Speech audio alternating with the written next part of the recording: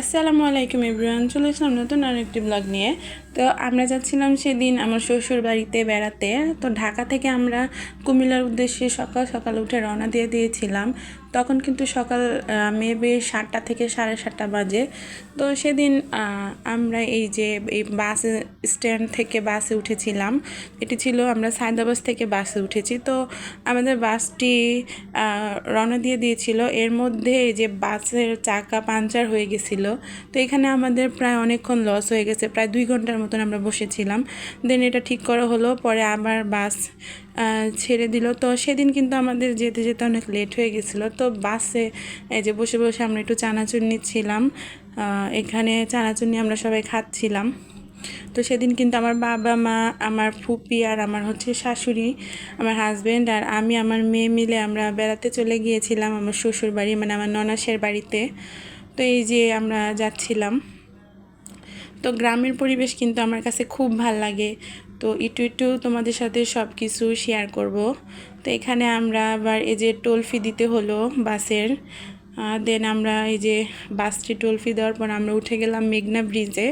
তো এটি ছিল মেঘনা ব্রিজ। তো এখান থেকে দেখো কত কুয়াশা পড়ছিল, সেদিন কিন্তু খুব কুয়াশা পড়ছিল। এই যে মেঘনা নদী এটা।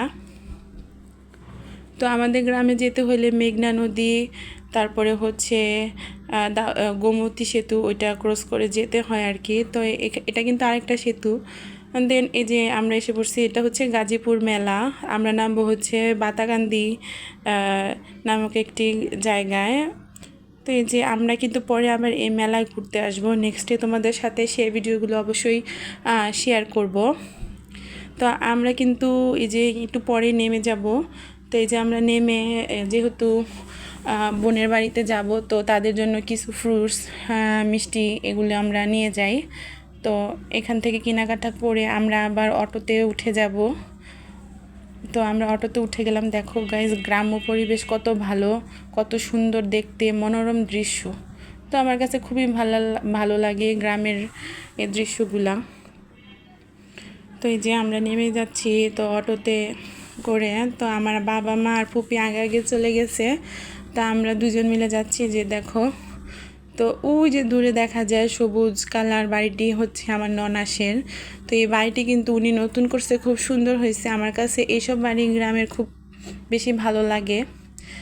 তো এই যে আমার মেয়ে এখানে মাঝখানে যে হেঁটে হেঁটে যাচ্ছিল, তো হাঁস দেখেও অনেক খুশি, মানে এতটা জার্নি করার পরও আমার মেয়ে এই হাঁসগুলি দেখে খুব আনন্দ পাচ্ছিল। তো এগুলি ছিল কিন্তু চীনা হাঁস। এই যে দেখো, ও হাঁসদের সাথে মানে খেলা করবে, এখান থেকে যাবে না। তো সবাই ওকে দেখে মাশাল্লাহ বলবা। তো দেন আমার ননাসের হাজব্যান্ড এটা তো চলে আসলো আমাদেরকে রিসিভ করতে। তো আমরা চলে যাচ্ছিলাম। এই যে দেখো, যেদিকেই তাকাই সেদিকেই সবুজ। তো এগুলো মিষ্টি কুমড়া গাছ ছিল। তো এই যে দেখো, গ্রামের রাস্তাঘাট, আঁকা পাকা পথ।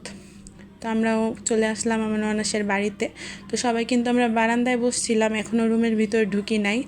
তো এই যে আমার মেয়ে এখানে আবার হাঁস দেখে এখানে দাঁড়ায় গেছে, ও রুমের ভিতরে যাবে না। তো এই যে ওর দাদি, তো আমাদেরকে কিন্তু এই যে ঘরের হোমমেড আমার ননাসের হাতে বানানো দই দেওয়া হয়েছিল। তো আমার মেয়ে একটু খাচ্ছিল, কারণ অনেকটা জার্নি করে আসছে। তো আমরা এসে হাত মুখ ধুয়ে দুপুরের খাবার খেতে বসে যাই সবাই পার্টিতে বসে। যে দেখো, এভাবে কিন্তু খেতে সবচেয়ে বেশি ভালো লাগে। তো খাবারগুলো কিন্তু খুব লোভনীয় ছিল, গ্রামের মাটির চুলায় রান্না খাবার সুস্বাদু। এই যে দেখো, এখানে কিন্তু অনেকগুলো আইটেম আমার ননাস আমাদের জন্য তৈরি করে রাখছে। তো এখানে আমার হাজব্যান্ড ওই যে হাত মুখ ধুতি করতেছিল। যে ওনাদের বাড়ি থেকে দেখো, উনি অনেক ধরনের শাক সবজির গাছ লাগাই রাখছে। তো এগুলো তোমাদের সাথে নেক্সটে শেয়ার করব। তো এরপর আমাদের খাওয়া দাওয়া শেষে আমরা একটু রেস্ট করি। এই যে এইগুলো হচ্ছে ওনাদের গাছের বড়ই, আমার মেয়েগুলো নিয়ে খেলতেছিল।